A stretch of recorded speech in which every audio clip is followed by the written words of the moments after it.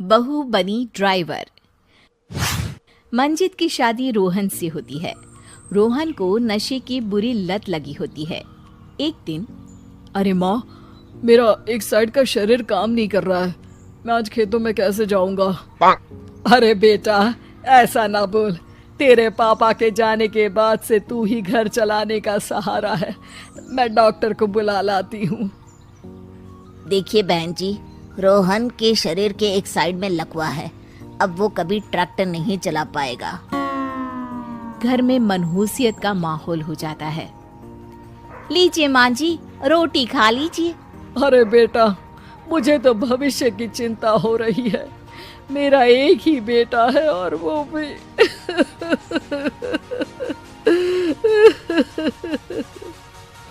माँ जी, आप चिंता न करें। जब तक ये बीमार है मैं खेत जाकर काम कर लिया करूंगी। वैसे भी नशे के कारण इनका शरीर काफी कमजोर हो गया है। अगले दिन मंजीत खेत में जाकर काम कर शाम को घर लौटती है। ये ले बेटा, पानी पी ले। कैसा रहा काम का पहला दिन?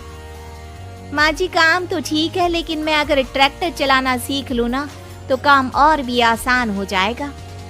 अरे बेटा, दुनिया क्या कहेगी कि औरत होकर ट्रैक्टर चला रही है।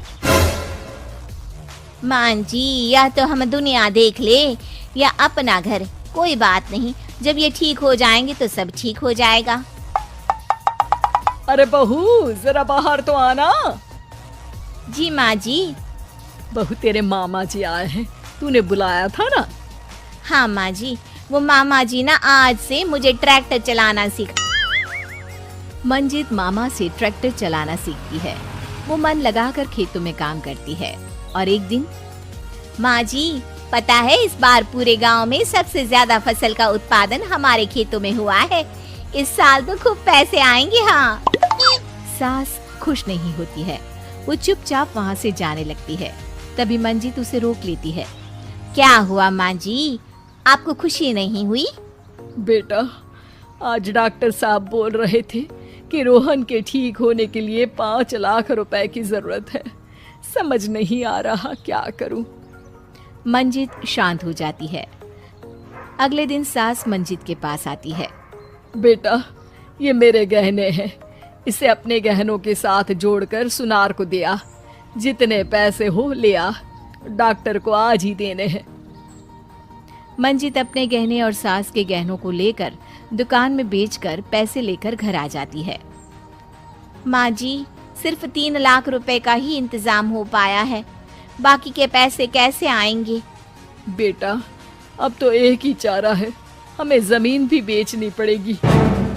माँ, खेत बेच देंगे तो खाएंगे क्या? अरे बेटा, कोई दूसरा चारा भी तो नहीं है। रोहन ठीक हो जाए तो वो मेहनत करके इससे भी बड़ी जमीन ले लेगा। सास बहू मिलकर खेत भी बेच देते हैं। अब पूरे पैसे लेकर सास डॉक्टर के पास जाती है। डॉक्टर साहब, ये लीजिए सारे पैसे। बस किसी तरह मेरे बेटे को ठीक कर दीजिए। आपका बेटा ठीक तो हो जाएगा, लेकिन 6 महीने का समय लगेगा। सास बहू सोच में पड़ जाते हैं कि अब तो कोई जरिया भी नहीं रहा जहां से उन लोगों को कमाई हो। अब कमाएंगे नहीं तो खाएंगे क्या?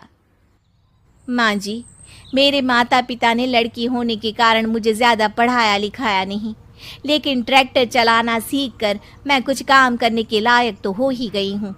अरे बेटा, ट्रैक्टर अब कहाँ चलाएगी? खेत तो बिक गए हैं।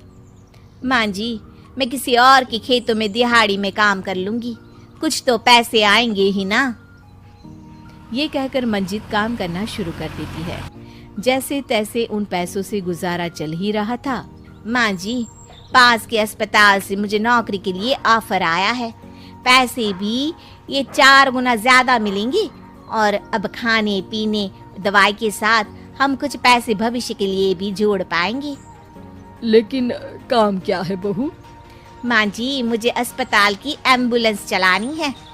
अरे, तू तो मेरी बहू नहीं, बेटा है। बेटा, जरूर जा बेटा। और हाँ, तूने पूरे गांव में एक मिसाल कायम कर दिया कि हर काम हर कोई कर सकता है। उनके लिए लड़की या लड़का होने की कोई जरूरत नहीं।